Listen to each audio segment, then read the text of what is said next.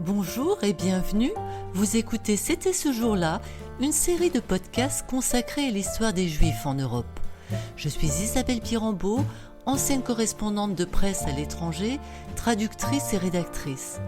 Dans ce podcast, je vous emmène à la rencontre de ceux qui se consacrent à la mémoire de l'Holocauste. Aujourd'hui, j'ai rendez-vous dans le bureau parisien de Léon Plasek. Survivant du camp de concentration de Bergen-Belsen, Léon Plasek continue d'exercer à l'âge de 90 ans dans le cabinet d'expertise comptable qu'il a créé.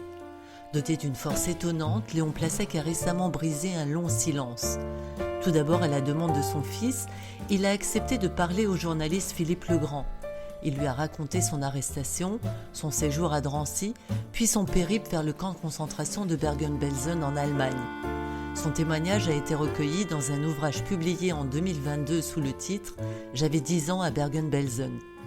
Dans ce podcast, Léon Plasek explique pourquoi il s'est tu pendant 50 ans. Il nous raconte les circonstances de son arrestation à Paris. Aujourd'hui, j'ai 90 ans. Les circonstances, c'est clair, je suis juif. Donc, j'étais juif aussi à l'époque. Et puis, donc, pendant la guerre, on arrêtait les juifs. Donc en mai 1944, très tôt le matin, 2 policiers se présentent, tapent à la porte. Police, ouvrez. Il est 6h du matin, je pense, à peu près, oui. Donc ma mère, en chemise de nuit, ouvre. Elle voit 2 policiers devant elle. Il faut dire que ma mère, polonaise, parle très mal le français. Mes parents sont venus en France vers 1906-1908. Mon père cordonnier, très pauvre. En 1939, mon père,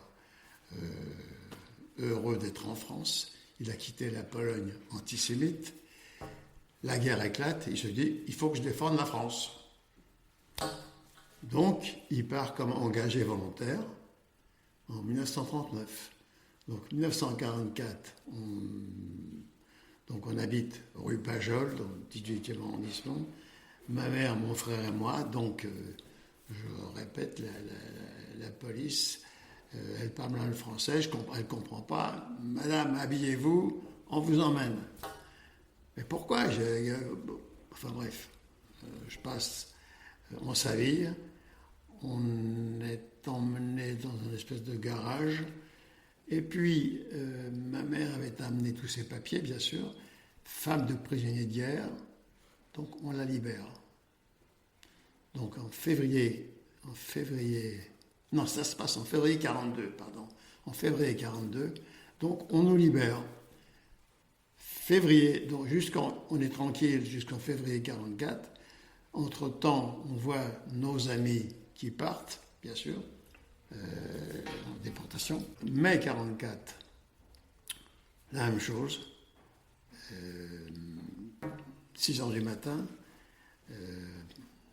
frappe à la porte, police, ouvrez. Donc ma mère ouvre la porte. Monsieur, je suis femme de prisonnier de guerre, il n'y a pas de problème. On m'a déjà emmené en 1942, on m'a libéré, donc il y a une erreur. On verra, madame, on verra, habillez-vous. Donc, mai 1944, effectivement, on est arrêté, et puis emmené au camp à Drancy. Est-ce que vous vous doutiez entre février 42 et mai 44 qu'il allait vous arriver quelque chose? Pas du tout, c'est tranquille. En 1942, on nous a arrêtés, ils se sont trompés, donc ils nous ont libérés. On s'est dit, il n'y a pas de problème. Femmes de prisonniers de guerre, on les considérait comme... on doit être tranquille. Et avant l'arrestation, comment ressemblait la vie d'un petit garçon de 10 ans à Paris? C'est pas compliqué, je vais à l'école, rue de la Guadeloupe, avec l'étoile accrochée au... ça se passe très bien. J'ai mes petits copains qui sont pas juifs. quand on se promène ensemble à un square, ben, eux rentrent, mais moi je rentre pas. Donc je les attends dehors. Voilà, bon, c'est la vie. Sinon, c'est la vie normale la vie normale avec l'étoile sur le côté du vêtement. Et quand vous arrivez à Drancy, est-ce que vous vous doutiez de l'endroit où on allait vous emmener? Non, pas du tout. Donc on est arrêté, on nous emmène à Drancy. Drancy, Drancy c'est un grand quadrilatère, brut de décoffrage, sans fenêtre, sans porte. Et puis, donc, on est arrêté au milieu du camp, c'est la terre battue, avec une espèce de baraque. On rentre, on nous prend l'argent, les bijoux, etc. Et puis, nous sommes restés 3 mois à Drancy. J'ai vu mon premier cadavre, enfin, un suicide. Drancy, c'est 3 étages et au point de l'étage, il y a une terrasse. Et donc, j'ai vu un monsieur se jeter du 3e étage. Ça a été mon premier mort. Vous aviez peur? Quels étaient vos sentiments? Non.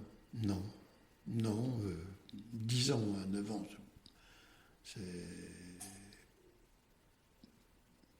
Non, c'est bon, mais il est mort, c'est tout. Non, mais le fait d'avoir été à Drancy pendant 3 mois, dans la sécurité, sans écoutez, à sans Drancy, savoir... finalement, à Drancy, c'était pas dramatique. On avait à manger, on dormait par terre, parce qu'il n'y avait pas de lit. Mais enfin, bon, c'était pas dramatique. On savait qu'on était là parce qu'on était juifs. Il fallait arrêter tous les juifs. Mais bon... Et il y avait des rumeurs, personne ne parlait de ce qui allait se passer? Il y avait certainement des rumeurs, mais à mon niveau, je ne les entendais pas. Ensuite, vous êtes parti à Bergen-Belsen. 3 mois à Drancy, je vous ai dit, c'était un quadrilatère, et ceux qui devaient partir le matin très tôt déménageaient et allaient du côté du quadrilatère où on devait partir. Donc on déménage le soir et le matin, très tôt, il faut s'habiller et les autocars sont là. Oui, on nous avait dit que nous partions pour l'Est pour travailler. C'était ce qu'on pensait.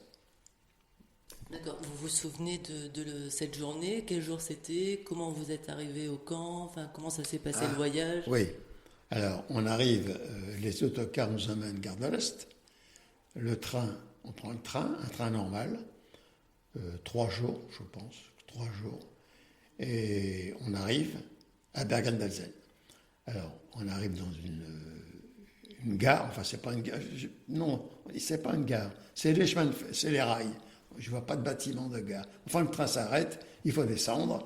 Des nazis sont là avec les chiens et commencent à hurler Schnell, raus, runter, ça veut dire descendre. On commence à comprendre l'allemand. Et puis voilà. Et puis, un autocar est là qui nous emmène au camp de Bergen-Belsen, 3 km. On arrive au camp, on nous détermine une baraque. Je ne sais pas si vous avez été à Auschwitz, ce sont exactement les mêmes baraques, avec des lits de 3 étages. Et ma mère, mon frère et moi, on nous donne un lit au 3e étage. Voilà. Quoi vous dire de plus? Donc la vie de Bergen-Belsen, tous les jours appel, très tôt le matin. Donc comment dirais-je, la chef de baraque, qui est une Allemande, non, c'est pas. Il mettait comme chef de baraque des Polonaises, comment dirais-je, des gens qui devaient sortir de prison, on les mettait comme chef de baraque. Donc, appel. Donc, il faut sortir de la baraque, se mettre au garde à vous, en rang par 5, je suppose, et puis attendre. Donc on attend quoi? On attend Monsieur l'Allemand. On attend, ça peut être une demi-heure, ça peut être 1 heure, ça peut être 2 heures. Regardez-vous. Et puis le nazi arrive, commence à nous compter. Il peut se tromper, parce que le calcul est le suivant. Le nombre de personnes qui sont debout à ce moment-là doit être égal à celui de la veille, moins les morts. Si on oublie un mort, ça peut être long. Bref, au bout du compte, on nous libère, les femmes vont travailler, nous, les enfants, on traîne dans le camp, on fait rien, on vaque dans le camp.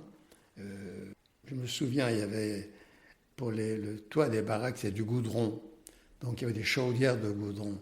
On avait tellement faim qu'on mangeait ce goudron qui était dans les chaudières. Voilà, bon, quoi vous dire de plus?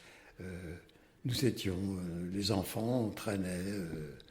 Il y avait beaucoup d'enfants? Non, pas beaucoup. Je ne sais pas, pas beaucoup, une vingtaine, trentaine, pas plus. Vous êtes resté en tout combien de temps dans ce camp? 1 an. On est resté 1 an. En février 1945, je pense.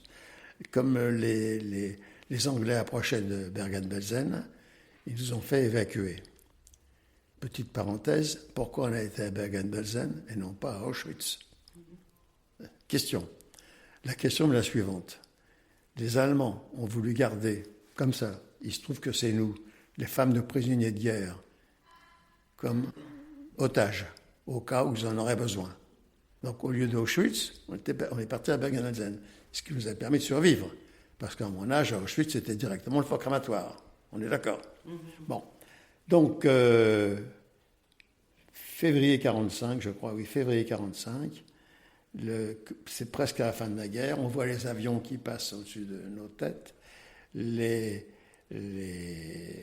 Anglais sont très près de Bergen-Belsen. Un matin, on nous met dans un train, à bestiaux celui-là, pour nous évacuer. Donc, on est resté dans ce train 3 semaines.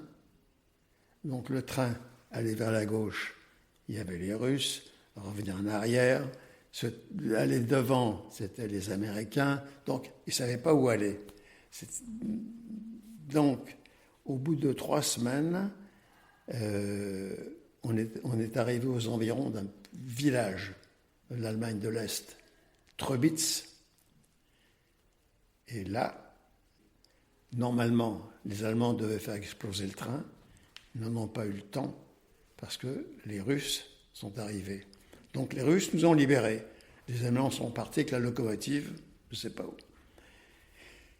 Donc on a été libérés par les Russes. Les Russes nous ont dit, on était à 2 km du village de Treubitz, le train était arrêté à 2 km de Treubitz. Les Russes nous ont dit, rentrez dans le village, rentrez dans les maisons, et si les gens ne veulent pas nous ouvrir, vous nous appelez. Enfin, il y avait une femme russe qui parlait, qui comprenait, parce que c'était les troupes de choc, les Mongols. Donc, on est arrivé. Donc, j'ai sorti ma mère, qui ne pouvait plus marcher. Elle avait des jambes énormes, pleines d'eau. Donc, j'ai trouvé une brouette. Je l'ai mise sur une brouette. Et on a fait ces 2 kilomètres jusqu'au village de Treubitz. Au village de Treubitz, je l'ai mise dans un hôpital, je pense que c'est un hôpital. Et la dernière image que je vois, c'est que elle est couchée dans un lit et une infirmière enlève les bandages qu'elle avait sur ses jambes. Et des dizaines de poux apparaissent. Et puis je m'évanouis. Donc je m'évanouis, pourquoi? Parce que j'ai le typhus. Donc ce typhus, certainement que je l'ai attrapé à Bergen-Belsen. Il faut supposer une période jusqu'au moment où il se déclare, et il s'est déclaré à ce moment-là. Donc, je m'évanouis et je suis resté une quinzaine de jours dans le coma. Et à un moment donné, je me suis réveillé. Je me suis réveillé dans une chambre. Et voilà. Donc j'ai demandé où était ma mère. Bon, on m'a dit, ta mère est morte. Donc ma mère est enterrée dans une fosse commune à Trebitz. Et quel est l'événement qui vous a le plus marqué? J'imagine que ça a été un choc pour vous, un petit garçon de 10 ans qui assiste à la mort de sa maman. Ouais. Mais pendant la vie du camp, quel était l'événement aussi qui vous a le plus marqué? Il n'y a pas d'événement dans le camp. Oui, un événement. Si vous voulez, le camp de Bergen-Belsen, c'est une immense clairière. C'est-à-dire que les Allemands ont enlevé tous les arbres, ils ont fait une immense clairière, et ils ont fait un immense camp avec des séparations. Donc il y avait le camp des Russes, le camp des Américains, le camp des Hongrois, le camp de l'Étoile. Donc nous étions avec notre étoile dans ce camp-là, et le camp des Russes à côté, séparés par des barbelés, avec des miradors un peu partout. Et le camp des Russes est à côté de nous, et j'ai vu un Russe se jeter sur un cadavre et essayer de le manger. Et il n'a pas eu le temps de le manger parce que l'Allemand sur le Mirador lui a envoyé une décharge de mitraillette.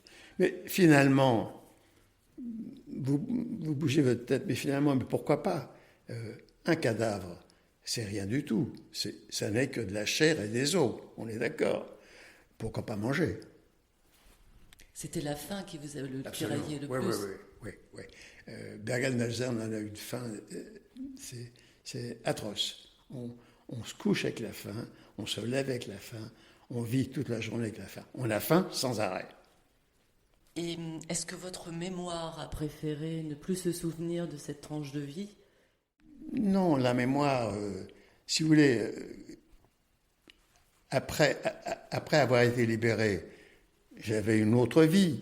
Donc, c'est pas que je voulais oublier, mais je vivais normalement comment dirais-je, en revenant à Paris, j'étais à l'école, donc ces souvenirs, en fait, c'est resté dans les limbes, très loin dans le cerveau, mais sans être oublié. Mais j'y pensais pas. Pendant 50 ans, j'ai vécu comme si je n'avais pas été à Bergen-Belsen. Vous avez préféré oublier? C'est pas que j'ai préféré, ça se passe comme ça, on n'y pense pas. Donc ça ne vous a pas traumatisé particulièrement? Vous avez pu vous reconstruire? Non, on n'a pas été traumatisé, alors que on n'a pas eu de psychiatre quand on est arrivé. Alors que maintenant, dès le moindre petite chose, psychiatre. On n'a pas eu cette chance. Vous étiez particulièrement fort alors? Je sais pas. Je ne sais pas si les gens ont tellement besoin de psychiatres. Je ne sais pas si c'est tellement utile. Nous, on a survécu sans psychiatre. Par contre, depuis quelques années, il ne se passe pas une nuit où j'y pense, où je pense à Bergen-Belsen. Pendant des heures. Bon, c'est peut-être parce qu'à mon âge, on dort moins, on a plus de difficultés de dormir, mais ça revient. Mais ce n'est pas parce que je veux ou je ne veux pas oublier, c'est comme ça. Est-ce que le fait justement de raconter ces souvenirs a réveillé cette mémoire traumatique? Certainement, parce que pendant 50, 60 ans, comme je vous dis, c'était dans les limbes du cerveau, mais on n'en parlait pas. Donc depuis quelque temps, depuis 2 ans, on en parle beaucoup. Sinon, j'ai vécu avec ça dans le cerveau, mais sans y penser.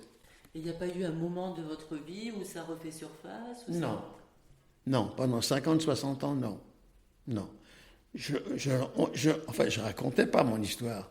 Ça n'intéresse personne, et puis moi-même, j'y pensais pas. J'ai pas besoin. Enfin, il y a des choses plus sympathiques à raconter que ça. Donc, c'était, comme je vous dis, dans les limbes. À la Libération, vous aviez quel âge? Vous étiez tout jeune aussi, donc j'imagine que... À la Libération. Quand vous avez été libéré. Oui, 10 ans. Je suis né en 33, en 40, oui, 11 ans. Et ensuite, qu'est-ce qui vous arrive? Alors ensuite,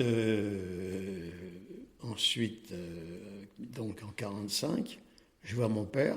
Mon père me demande ah oui, donc on arrive à l'hôtel du Tessia, l'hôtel du Tessia, où tous les déportés arrivaient. Mon père venait tous les jours à l'hôtel du Tessia voir les listes. Et un jour, il a vu Plasec. Bon, donc on s'est rencontrés. Il a demandé où était maman. On lui a dit que maman allait rester là-bas. Et puis il nous a emmenés. Donc, en mai 45, donc on arrive où on habitait avant, rue Pajol. Alors, rue Pajol, c'est quoi? 18e arrondissement, premier étage, une salle à manger, une chambre à coucher, et une cuisine grande comme ça. En 1944, oh non, 1900, oui, donc je reviens en arrière, je peux revenir en arrière? Oui, allez-y. C'est pas important, d'accord. Donc 1939, mon père part à la guerre éclate. Comme nous habitions en Meurthe-et-Moselle, à côté de la ligne Maginot, donc on a été évacués en Gironde. On arrive en Gironde en 1944, oui. En Gironde, nous sommes restés quelques mois. Mon oncle et ma tante qui habitaient à Paris, rue Pajol, mon oncle vient nous chercher. On va habiter chez lui. Donc on habite chez lui. Donc il y a lui, sa femme, ma mère, mon frère et moi, 5 personnes. Donc dans la chambre à coucher, eux habitent dans la chambre à coucher.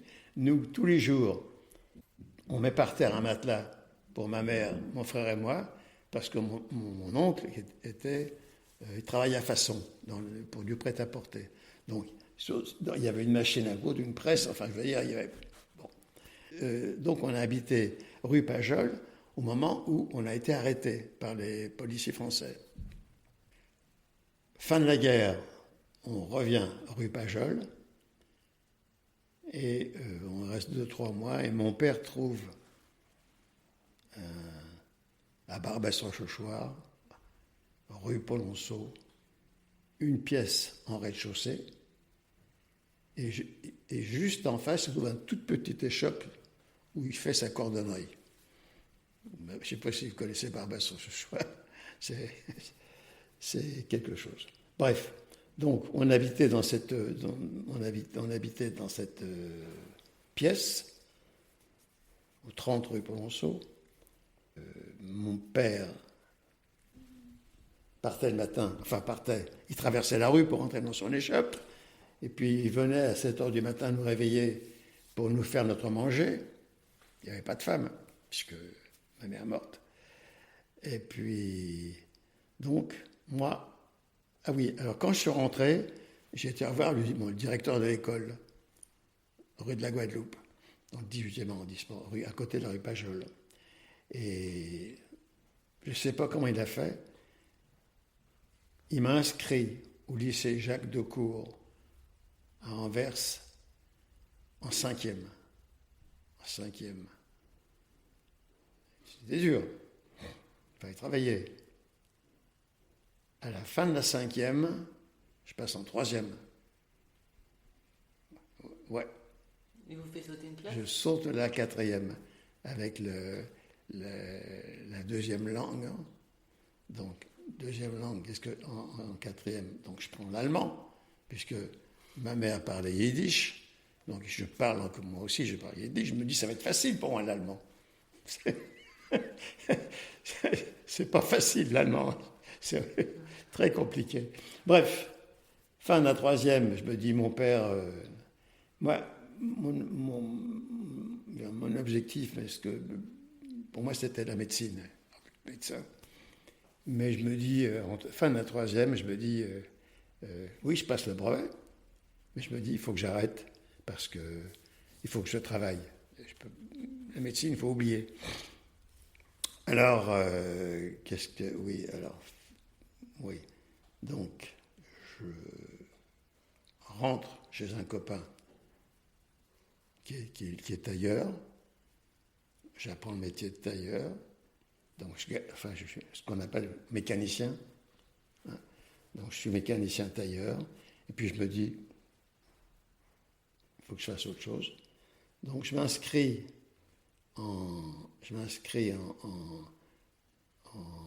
donc, j'arrête le métier, oui, et je m'inscris au collège Turgot en comptabilité. Je fais 1 an de comptabilité. Je me dis, mon père, c'est pas possible. Il gagne rien du tout, donc j'arrête. Avec le CAP d'être comptable, j'arrête. Et à ce moment-là, on faisait le service militaire. 27 mois. Donc je pars 27 mois au service militaire. Je ne savais pas que je pouvais, du fait de ma déportation, être exempté. Je ne le savais pas. Je fais mes 27 mois de service militaire. Et pendant le service militaire, je me suis inscrit par correspondance, des études de comptabilité par correspondance. Donc, en sortant de mon service militaire, je suis devenu expert comptable. Vous avez une sacrée force, dites-moi. Ouais. Enfin, je veux dire force, oui. C'est du courage, mais enfin, c'est une obligation. Je me dis, si je veux m'en sortir, je suis obligé de travailler. Donc, j'ai beaucoup travaillé. Et alors, un jour, votre fils vous demande de raconter à ce journaliste ce qui s'est passé. Oui, ça ne m'intéressait pas tellement. Et puis, il me dit, écoute, j'ai un copain, c'est un écrivain, il a envie de faire... Bon, je me suis laissé baratiner et j'ai accepté. Et donc, il a fait ce livre avec moi. Donc, dans ce livre, j'ai raconté mon histoire. Et cette histoire, vous la racontez aussi aux enfants ou Alors, dans cette les histoire, écoles? je la raconte aux enfants. Oui, je la raconte aux enfants. J'étais à Dijon. J'étais invité à Dijon. J'étais invité en Suisse. En Suisse, c'était une fête juive, je crois. Je ne sais pas, je ne me souviens pas. Donc, il y avait je crois, 1000 personnes, je pense, devant plein de rabbins. Et je raconte mon histoire et je leur dis, je ne crois plus en Dieu. C'est fini. Et c'est curieux, un rabbin, à la fin de ma conférence, il est venu me voir en me serrant la main. Il me dit, vous savez, moi aussi j'ai des doutes. Qu'est-ce que vous en avez pensé? Que j'avais pas tort, j'avais raison. Et pourquoi vous avez arrêté de croire en Dieu? Il y a assez d'arguments, je pense. À la fin de ma conférence, je leur dis une toute petite phrase. Je leur dis, voilà, si Dieu n'existe pas, il n'y a pas de problème. Par contre, si Dieu existe, où est-ce qu'il était à l'époque? Et vous avez trouvé des réponses? Non. Oui, ma réponse, c'est qu'il n'existe pas. Pendant des années, vous avez refusé de parler de cette époque? C'est pas que j'ai refusé, c'est qu'on n'en parlait pas.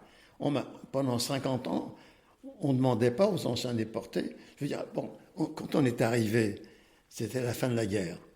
Les gens avaient souffert aussi. Ils avaient souffert de la faim. Ils avaient souffert de l'envahissement des Allemands en France. Donc, on arrivait, nous, comme un cheveu sur la soupe, ça ne les intéressait pas. Donc, pendant, je vous dis, 50, 60 ans, on n'en a pas parlé. Et puis, je ne sais pas, depuis quelque temps, peut-être que c'est venu, comment dirais-je, à l'école, on en parle, alors qu'avant, on n'en parlait pas, peut-être, je ne sais pas. Et qu'est-ce que vous pensez du fait que cette parole se libère? Vous le voyez d'un œil positif? Est-ce que ça permet aux futures générations d'apprendre quelque chose Alors moi, je suis un pessimiste. Je me dis que ça ne sert à rien. Les gens viennent, j'écoute, j'en vois qui dorment. J'écoute, me pose des questions à la fin. Mais au bout du compte, chacun a ses problèmes. Et puis, mon problème, ce n'est pas leur problème. Ils sont venus, on leur a demandé de venir, ils ont écouté, ils ont été polis, mais je pense qu'après, ils ont leurs problèmes. Qu'est-ce que vous voulez me montrer?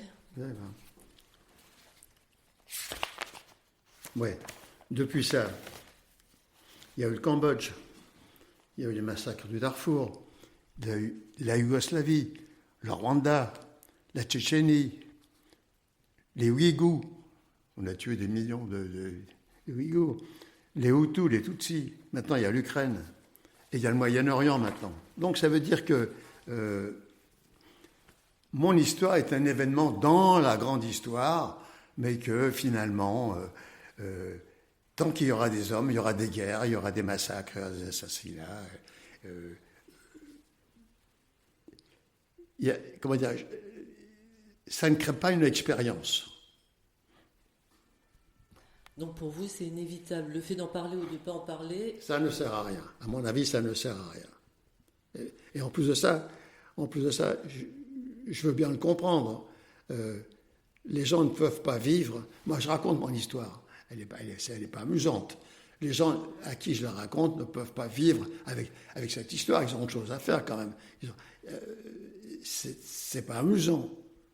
Il y a des choses plus amusantes dans la vie. Et vaut mieux aller vers les choses amusantes que vers les choses plus tristes. Et puis ça rentre dans l'histoire. C'est Napoléon, Jules César. Il y a eu des massacres tout le temps. Et il y aura celui-là qui rentre dans l'histoire, point à la ligne. D'accord. Donc pas beaucoup d'espoir en fait. Non, c'est sûr. Mais bon, il faut vivre avec, c'est comme ça. Depuis que le monde est comme ça, on ne va pas le changer maintenant.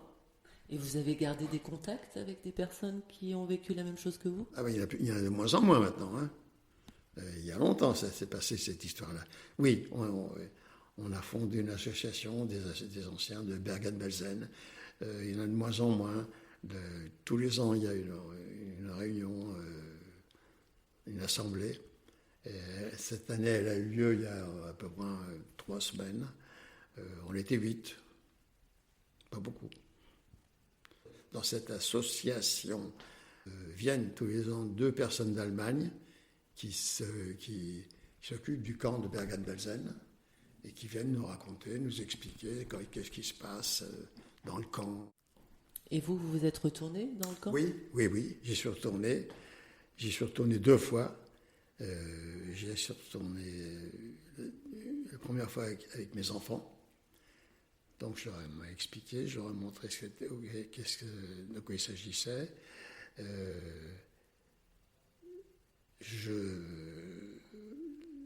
La deuxième fois, je crois, un de mes fils, je le vois partir. On était dans un restaurant à midi, quoi. Je le vois partir, et ce restaurant était juste à côté du monument à Bergen-Belsen. Je le vois partir, donc je le suis, et qu'est-ce qu'il fait? Il fait un trou dans le comment dirais-je, la fosse commune. Il fait un trou dans la fosse commune, il sort son portefeuille et il insère une photo de ses enfants. Ça a été un peu dur. Ouais, j'imagine. Ouais. Votre fils est beaucoup plus sensibilisé à ça maintenant? Je ne sais pas, on n'en parle pas. Bon, maintenant on en parle un petit peu parce que je m'en vais d'ici parce que je dois aller dans une conférence, mais sinon on n'en parle pas. Non. D'accord. Pourtant, c'est bien lui qui vous a incité à parler à ce journaliste. Ben, oui, parce que c'est son ami, quoi. Et puis bon, ils en ont fait un bouquin. Il y avait quand même quelque chose qui devait en sortir. Mais sinon, on n'en parle pas. Avec mes enfants, jamais je parle de encore une fois, maintenant on en parle parce que je dis tiens, demain je ne serai pas au bureau parce que je dois aller à une conférence. Sinon, on n'en parle pas. Mais vous en avez parlé à quelle époque à vos enfants? Vous avez attendu, j'imagine? Ouais, j'en parlais pas.